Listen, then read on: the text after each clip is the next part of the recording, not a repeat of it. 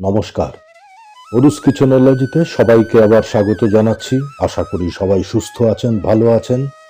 আজকে আমার রেসিপি শাহি ভেজ পোলাও। এটা আমি ওয়ান পট রেসিপি হিসাবে বানালাম। যারা মেইনলি ব্যাচেলার্স বা যারা নতুন রান্না করছেন বা সময় হাতে খুব কম, তাদের জন্য এই রেসিপিটা এইভাবে বানালাম। এটা একটা অপূর্ব সুস্বাদু এবং দারুণ সুগন্ধময় একটা পোলাও। বাড়িতে আমরা সাধারণত বাঙালিরা অনেক সময় পোলাও বানাই গোবিন্দভোগ চাল দিয়ে। এটা কিন্তু এই শাহী পোলাও গোবিন্দভোগ দিয়ে বানানো যাবে না। এটার জন্য বাসমতি রাইস একটু ভালো কোয়ালিটির নিয়ে সেটা চালটা 4 থেকে 5 বার জলে ধুতে হবে, খুব হালকা ভাবে। ধোয়ার সময় এটা চটকানো যাবে না, রগড়ানো যাবে না। জাস্ট ফিঙ্গার টিপ দিয়ে আঙ্গুলের ডগা দিয়ে জলের মধ্যে হালকা করে নেড়ে নেড়ে জলটা দেখবেন ঘোলাটে হয়ে যাচ্ছে, সেই জলটা ফেলে দিতে হবে। এরকম ভাবে অন্তত 5 বার আমি সাজেস্ট করব। 5 বার ধুয়ে তারপরে 40 মিনিট জলে ভিজিয়ে রাখুন। চালটাকে জল ছেঁকে নিন, চালটাকে একটু শুকিয়ে নিন। একদম শুকোতে হবে এরকম কোনো ব্যাপার নেই। রেসিপিতে চলে আসি। মেইন উপকরণ এইগুলো, যেগুলো গোটা গরম মশলা। তাতে যা যা লাগছে আমি লিস্ট দিয়ে দিয়েছি। স্টার অ্যানিসটা দেওয়ার চেষ্টা করবেন। এটা একটা অদ্ভুত সুগন্ধের একটা মশলা, যেটাতে খানিকটা মৌরির গন্ধ থাকে, খানিকটা লবঙ্গর গন্ধ থাকে। এটা mainly southern part of China, সেখানে বেশি ইউজ হয়। ভিয়েতনামে ইউজ হয় এটা। একটা এখন ইন্ডিয়াতেও প্রচুর ইউজ হয়। খুব ইম্পর্টেন্ট একটা ইনগ্রেডিয়েন্ট। প্রথমে তেল দিয়ে তেজপাতাগুলো দিয়ে আমি দিয়ে দিয়েছি 1 চামচ মৌরি। মৌরিটা অতি অবশ্যই দেবেন। অধিকাংশ জায়গাতে হয়তো এটা বলবে না, কিন্তু মৌরির এই ফ্লেভারটা কিন্তু পোলাওতে একটা অন্য রকমের মাত্রা এনে দেয়, অন্য লেভেলে পৌঁছে দেয়। এবারে গোটা গরম মশলা যেগুলো আমি নিয়েছিলাম সব দিয়ে দিয়েছি। যতক্ষণ না সুগন্ধ পাচ্ছেন ততক্ষণ হালকা নাড়বেন, খুব অল্প সময়। 3টে মাঝারি সাইজের মিডিয়াম সাইজের পেঁয়াজ আমি স্লাইস করে নিয়েছি, সরু লম্বা। লম্বা স্লাইস করতে গেলে পেঁয়াজ প্রথমে হাফ করবেন, হাফ করে তারপর চওড়া করে ধরে স্লাইসটা করবেন না, তাহলে সরু স্লাইস হবে না। পেঁয়াজের এই হাফ পোর্শনটাকে লম্বা ভাবে রেখে নাইফ চালালে স্লাইসটা খুব পাতলা হবে, সরু হবে। এবং ইকুয়াল স্লাইস করার, ইকুয়াল মাপের, ইকুয়াল চওড়া স্লাইস করার চেষ্টা করবেন, যাতে সমস্ত পেঁয়াজের কালারটা একভাবে ডেভেলপ করে। পেঁয়াজ এখানে আমরা ব্রাউন করব না, জাস্ট একটু ডিপ পিঙ্কিশ যখন হয়ে যাবে তখন দিয়ে দিচ্ছি আদা, রসুন এবং কাঁচা লঙ্কা একসাথে আমি মিক্সিতে পেস্ট করে নিয়েছিলাম, সেটা দিয়ে দিলাম। 1 মিনিট এটা মেশাতে হবে। পেঁয়াজ ফ্রাই করার জন্য, সতে করার জন্য কিন্তু প্রথমে 2 মিনিট হাই ফ্লেমে করতে হবে, এই জন্যে যে পেঁয়াজের ভেতরে যে জলটা থাকে ওটাকে ড্রাই আপ করতে হবে, তা না হলে পেঁয়াজের কালার ঠিক আসবে না। আমি সামান্য একটু নুন দিয়েছিলাম যাতে পেঁয়াজটা নরম হয়ে যায়। এবারে আলু টুকরোগুলো আমি দিয়ে দিলাম। এগুলো মোটামুটি 1 স্কোয়ার সেন্টিমিটার সব দিকে, যেরকম লুডোর ডাইসগুলো হয় ঠিক সেই ধরনের মাপ, সেই মাপের করে নিয়েছি, যাতে বেশি বড় না হয় আবার একদম ছোট যাতে না হয়। আলুগুলো দিয়ে সামান্য একটু নুন হলুদ দিলাম। আলুটাকে একটু বেশি সময় ফ্রাই করতে হবে মিডিয়াম ফ্লেমে।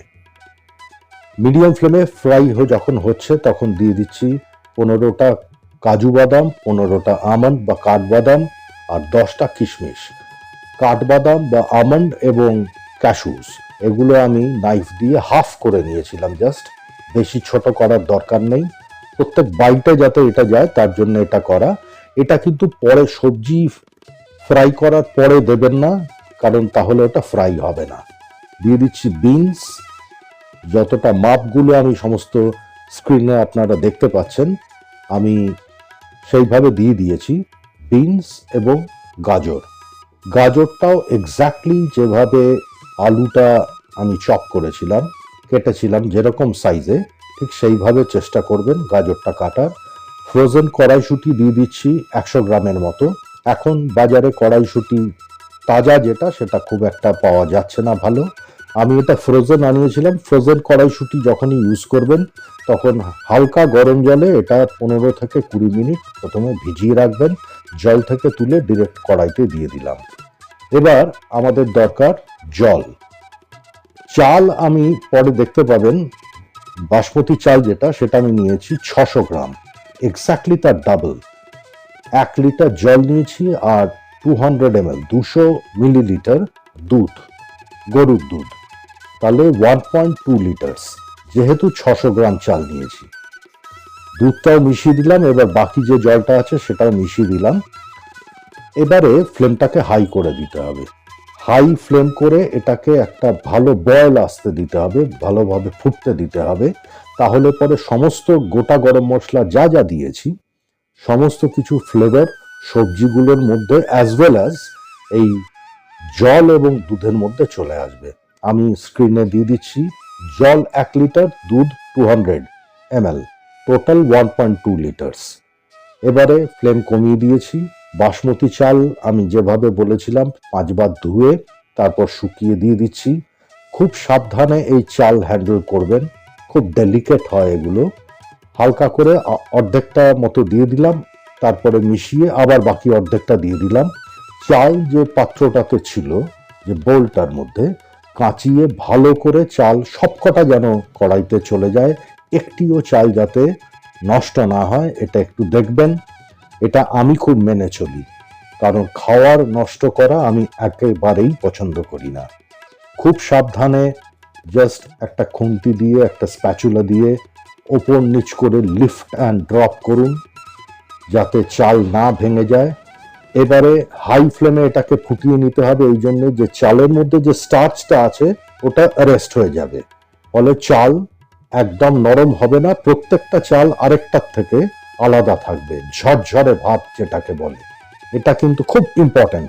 মানে শুনতে হয়তো এটার অতটা ইম্পর্টেন্স নেই, কিন্তু এই প্রথম হাই ফ্লেমে ফুটিয়ে নেওয়াটা ভেরি ভেরি ইম্পর্টেন্ট এই রেসিপির ক্ষেত্রে। তারপরে ফ্লেম একদম কম করে দিয়েছি, ঢাকা দিয়ে টোটাল 20 থেকে 25 মিনিট এটা কুক হবে।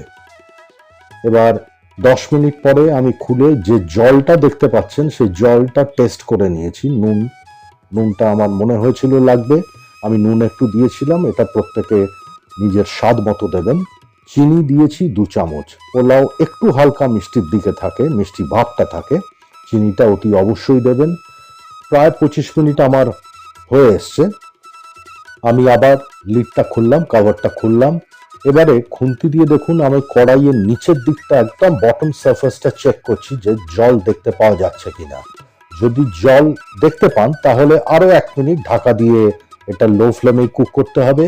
আমার ক্ষেত্রে আর জল নেই, সুতরাং পারফেক্টলি বয়েলড হয়ে গেছে রাইসগুলো।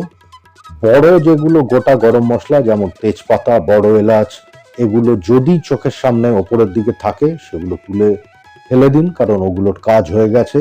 1 মুঠো পুদিনা পাতা বা মিন্ট লিভস আমি খুব ছোট করে চপ করে নিয়েছিলাম, তার বেশিরভাগটাই দিয়ে দিচ্ছি, একটু বাঁচিয়ে রেখে দেবো ফাইনাল গার্নিশিং এর জন্য।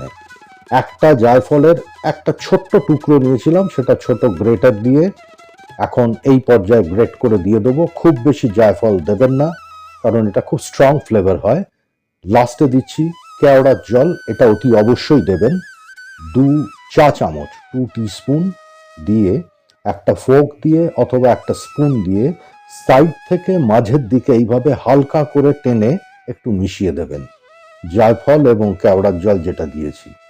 এবারে একদম শেষে 2 টেবিল চামচ ঘি আবার দিতে হবে, দিয়ে গ্যাস অফ করে ঢাকা দিয়ে 3 মিনিট রেস্ট করতে দিন, সেট হতে দিন।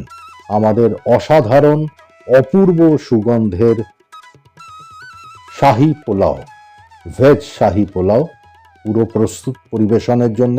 সার্ভ করুন।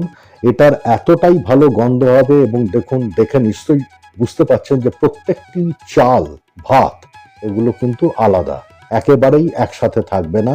একদম ঝরঝরে ফুরফুরে ভাত পোলাও পরিবেশন করুন, প্রত্যেকে প্রশংসা করবে। এবং বাড়িতেও আপনারা এটা খুব কুইক 1 পট রেসিপি হিসাবে বানিয়ে নিতে পারেন।